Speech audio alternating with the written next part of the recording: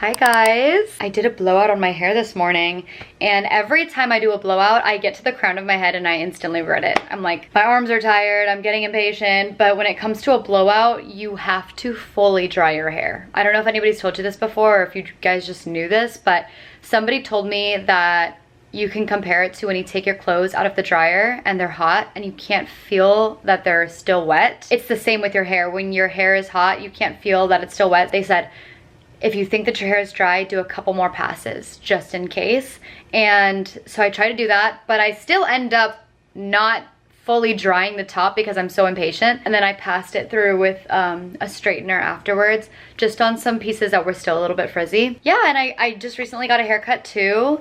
I trimmed my hair in the bathroom because I could not deal with the dry ends anymore. Like when I color treated my hair and got it lightened like a month or two ago, it really like compromised the integrity of my hair, and I'm still like merp about it because I ended up going back to dark. It still looks better than like my starting color because now it's like most of the red is gone and there are these really pretty highlights that she added in. Now I just like colored it back darker, but you could still see the highlights. It's just that when you lighten your hair, like your wave pattern's not gonna be the same, your hair's not gonna feel the same. So I realized that I should just trim off the bottom. When I did that, obviously it was not fully even, so I went to Great Clips and then they evened it out for me. And what I usually ask for are like long layers, and I tell them that I want to keep a lot of volume and bulk at the end because I like it when it's looks super voluminous towards the bottom of the hair,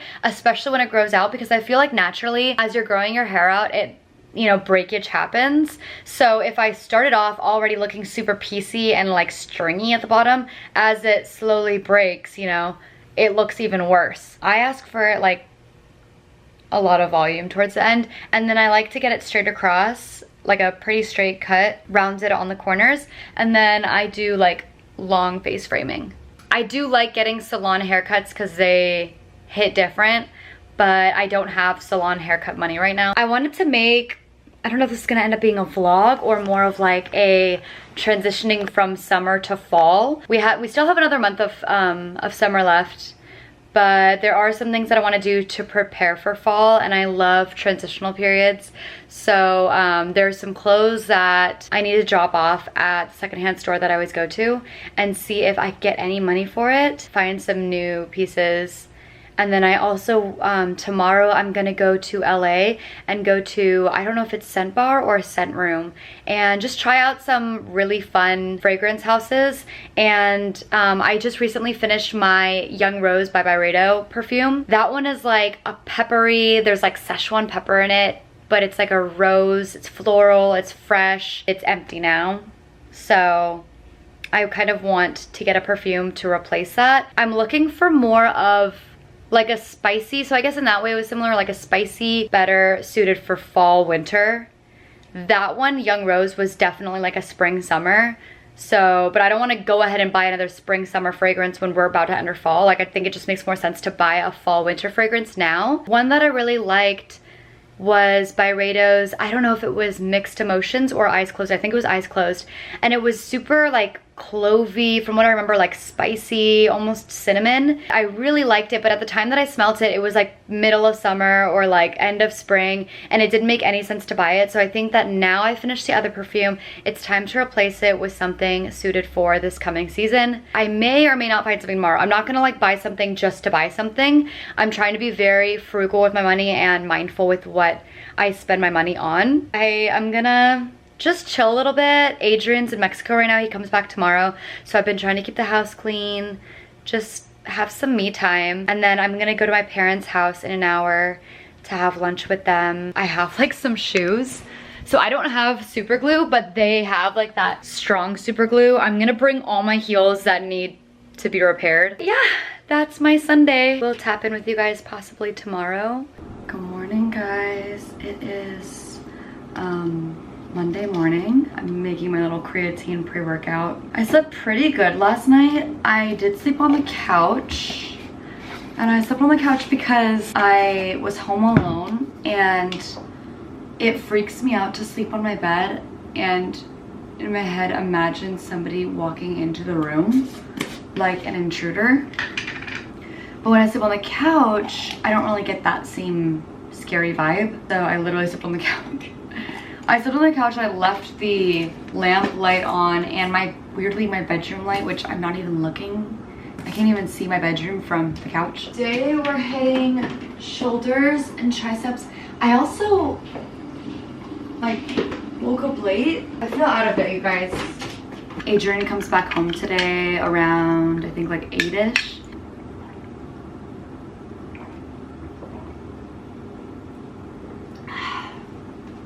Okay. Let's hit this workout. Also, I don't want to get too sweaty because I just did my hair yesterday. And I don't want it to frizz out, but we'll see. We should be good. I'm back.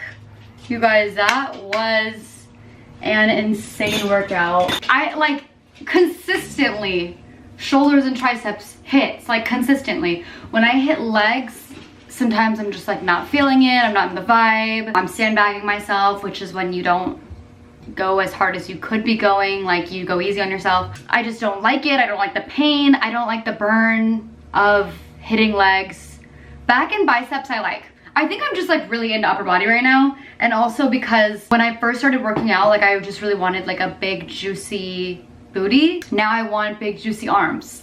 So my priorities changed. Okay, I'm gonna have my creatine. I'm supposed to take this creatine 30 minutes before my workout and 30 minutes after my workout. Been consistent with the creatine since we got it, which was like, I want to say like 2 weeks ago. I have been, this winter will mark like a year of being extremely consistent.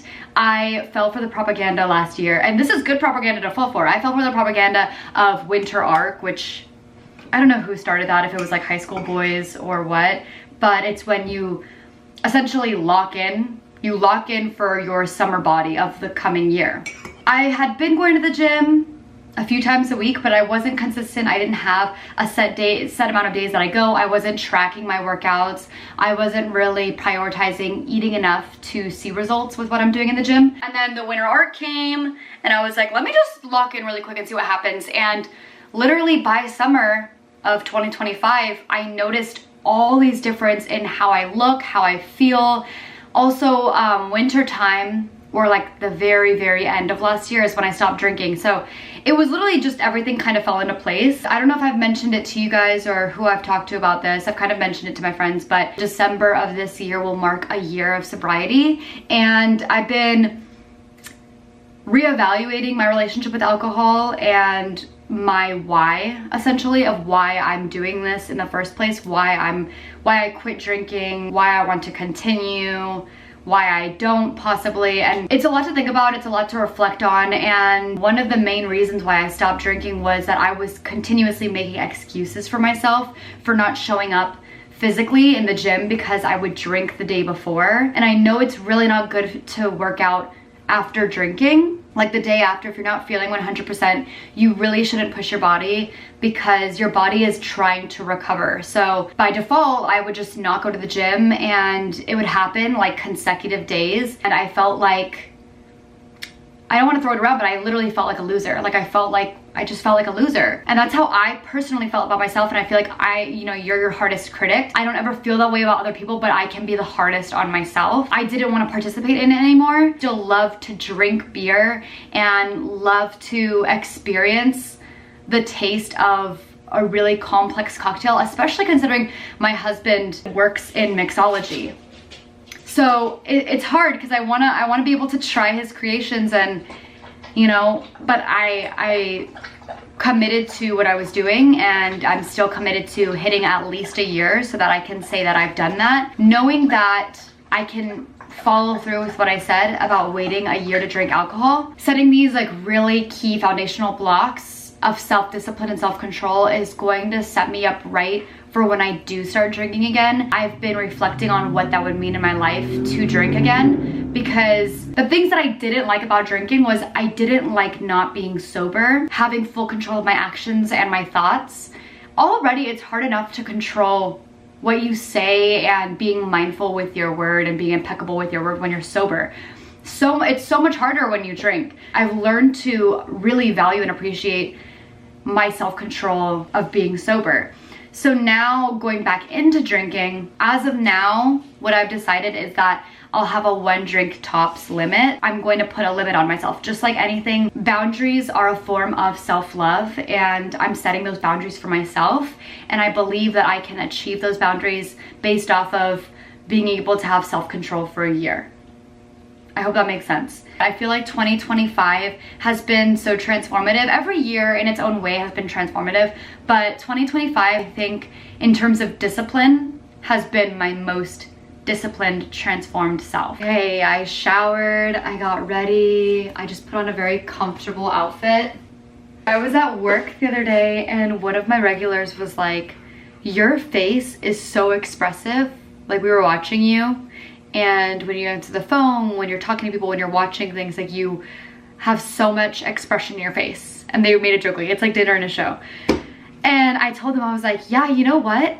Like, I am very expressive with my face, but also like, I noticed this week that I'm getting little wrinkles where I smile, like these right here. It's just because I get so excited. I get so excited all the time. I'm always excited, I'm always smiling. Even like where my dimple is, I get like a little line there. It doesn't bother me whatsoever, at all. Like the wrinkles that are there because of like really happy feelings, like I have no bad vibe towards it at all. Like I literally just think it's so awesome. Like have been so happy and filled with joy recently, even in the midst of stress and anxiety, being like somebody in their mid-20s.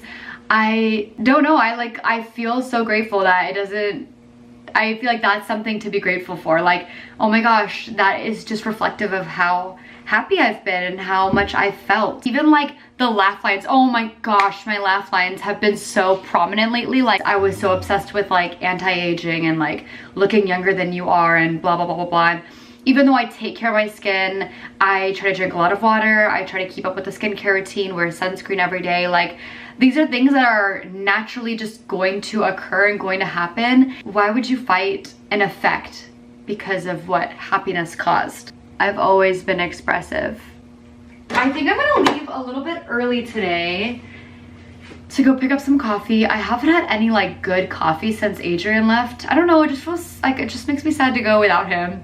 So I've literally just had like 7 Leaves, which is kind of like a tea boba spot, but they have like pretty good caffeine coffee, not like craft coffee. So I think I'm gonna go stop by this Japanese coffee bar on the way to Mars. I'll talk to you guys later. Okay, we're gonna show you what we got. Hi!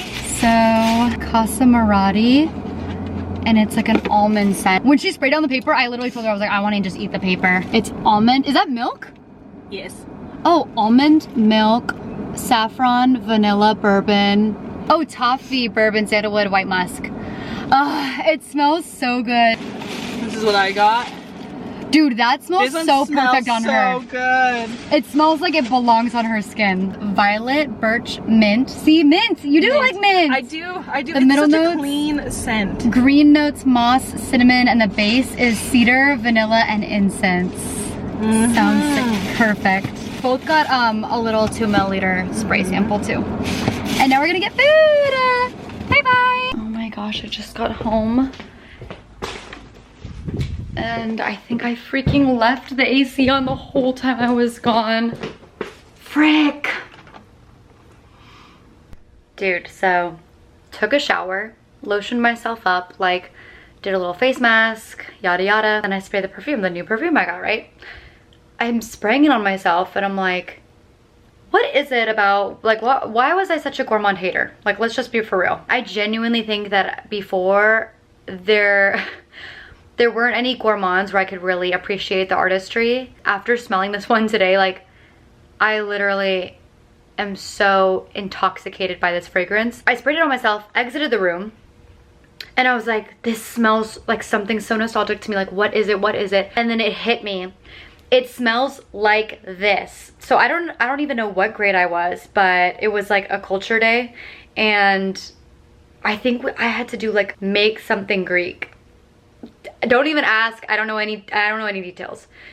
All I know is it was something Greek, and I made these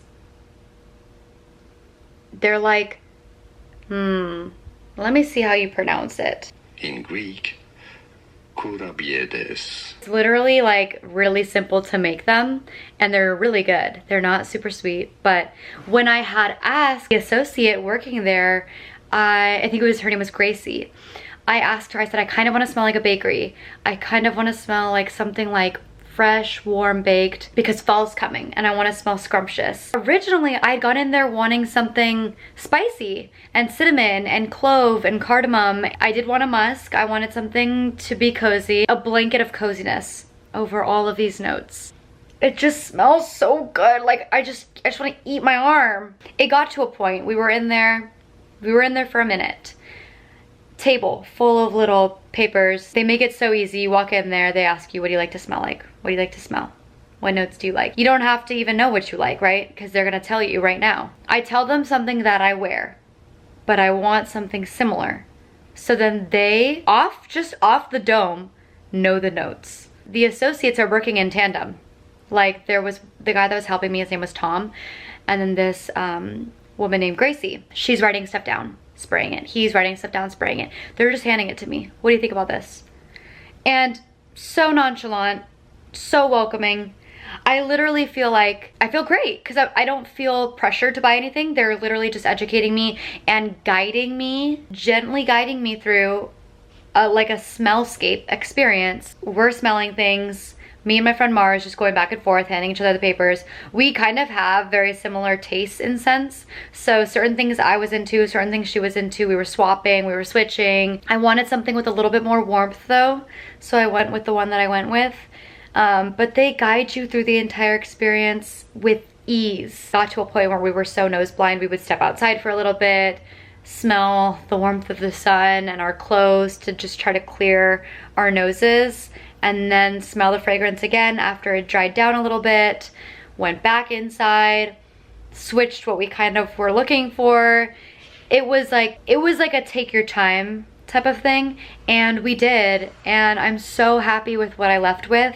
I feel like I have nothing like it, and I can see why building a perfume wardrobe can be addictive in a sense, because you're experiencing this whole different sensation of scent that it's intoxicating. It soon becomes like you're drunk off of the scent. Like I felt like I was on a drug. I left with this newfound admiration for these gourmands, my mentality of gourmands and super sweet fragrances. But this one, it hits a different chord, and a chord of almost nostalgia, reminding me of those freaking Greek cookies. I'm going on a trip to Oregon the end of October to celebrate my wedding anniversary with Adrian. I like to encapsulate the experience with a scent, and this is definitely going to be the one. It smells wonderful.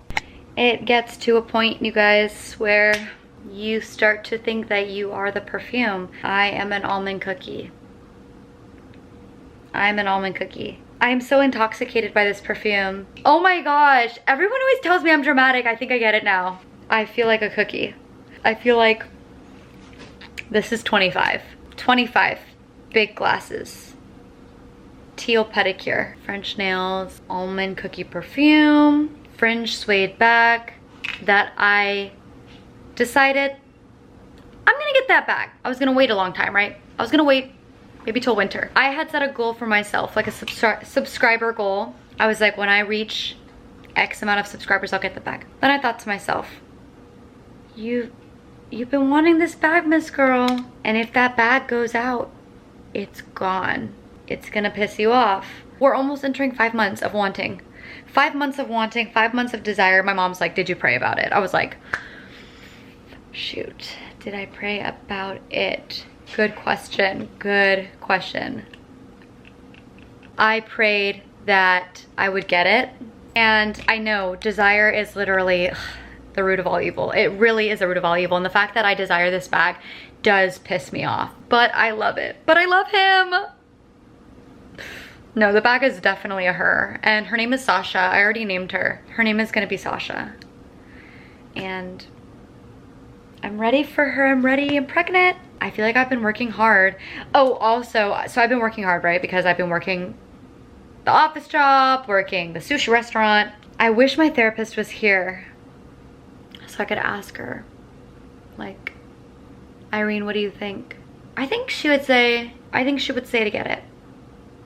I think she would say to get it.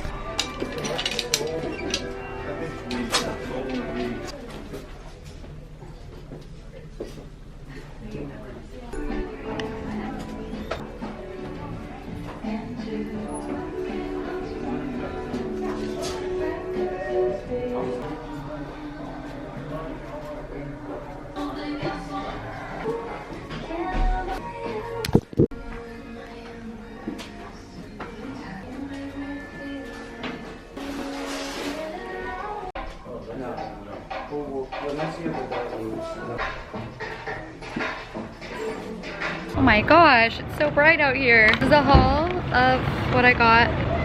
I swear I've tried these on before. These are so cute. This is a 100% cotton tank that I thought, yeah. And then I also got this top. I just got this leather jacket. I love like a neckline like this with a leather jacket. Oh my god, I can't even like open my eyes. I'm gonna keep my eyes closed. I like this neckline on the leather jacket. And I love a leather jacket, so I'm excited for this. One thing I will do is sell anything that I'm not wearing. If I have not worn it the season that just passed, then bye-bye. Unless it's something extremely unique or has some kind of sentimental value, like I don't hold any loyalties to my clothes. Somebody else could love it so much more than me, and like what's the point of it just collecting dust in my closet? If you have like a buy sell trade near you, you can just trade it out for something else. So I usually just swap it out for store credit and then buy something and then cash out the rest. But on the way home, I called this store in Newport Beach at Fashion Island because there's this purse that I'm gonna get next month. And I was just curious because I called them and I'm like, hey, I'm just wondering if you guys happen to make commission off of your sales. And she's like, actually we do. And I told her that I wanted to go in the beginning of September. I'm telling her like so prematurely, but I was like, I want to go in there and buy this purse, but I would rather give the sale to a human being so somebody makes money off of it than e-commerce making the sale. And she was like, oh my gosh, that's so awesome. And I was like, but the only thing is that if I were to purchase it online, I would get a certain percentage off because I'm signing up with email, and that would be like 50 bucks off of the purchase, which I'd rather make 50 bucks off the purchase. I was like, would it be possible if I go in there and sign up for email, would you guys honor that % off discount in person? And she was like, yes, we could totally do that. So I'm gonna go in there next month, buy the purse in person. And I genuinely feel like if you're gonna buy something, instead of buying it online, check it out in person, see if you actually like the material, like the feel of the product, you like the way that it looks, like get a full experience out of it. Also, that way somebody makes the sale, because if you just buy it online, e-commerce makes the sale and nobody makes any money. Let somebody win. Also, like, this is a whole nother conversation, but mall culture is not what it used to be anymore, and it's sad because I feel like people would just hang out at malls. I personally never even got to fully experience like hanging out with my friends at malls as a younger teenager, and so now being in my 20s, like, I love shopping with my friends, and it's not all the time that I can afford to shop with my friends, but even the experience of like walking around, hanging out, trying clothes on, it's so much fun, and it adds to the experience of the product. Buying something tangible and then it's showing up at your doorstep is like, there is the convenience of it, but just like everything that is more convenient, it doesn't mean it's better. It usually is worse. Just think of like a washer and dryer, for example. It's so easy to wash and dry your clothes. Nobody wants to hand wash anything anymore. I don't even want to hand wash, but there is an art to hand washing. It does force you to slow down, and your product is going to last so much longer than when you just throw it in the washer and dryer. So there's the longevity aspect of it, but yeah, convenience doesn't always equate to better. It usually is worse. There is a human connection that you make with somebody when you're buying something. I know, at least when I would work in retail for like the small amount of time that I did, seeing the joy on somebody's face when they buy something, or talking to somebody, making that connection with them, it's special. And these people are just sitting there all day. You know what I mean? Like, make a whole day out of it. Go with your friends to the mall. You go to the beach afterwards. Go get a pretzel. Go get a drink. Walk around. You don't even have to buy anything. Like, I've gone to the mall before and not bought anything. Just went there for the vibes. Let me show you guys what I got today. I kind of showed you earlier. Can you see this color? It's so delicious. This is 100% cashmere. I'm definitely gonna need to read the tag on how I should wash this. I have totally shrunk I believe it was at 50% cashmere, 50% silk top. It was beautiful. It was such a remarkable piece, and it shrunk to the point where I had tried to like stretch it out. I had tried all these different online hacks, and I wasn't able to do it. I think I'm just gonna have to hand wash this with cold water, and I'll watch a YouTube video on that. I'm going to use technology for good. I'm gonna wash my cashmere sweater. Realized that I should probably just wash it now so that it's ready when I do want to wear it. This is definitely not going in the washing machine ever. The tag on here says COS. I've never heard of that brand. Oh my gosh, she's beautiful. I'm just gonna put it in the water. I do want to get into hand washing my clothes. Well, I think I'm gonna end the vlog here. This is like kind of like a week in my life slash small preparations for the coming season. I will see you guys in the next video, and I hope you enjoyed. If you did, subscribe or like or whatever. Just happy you're here. Bye, love you.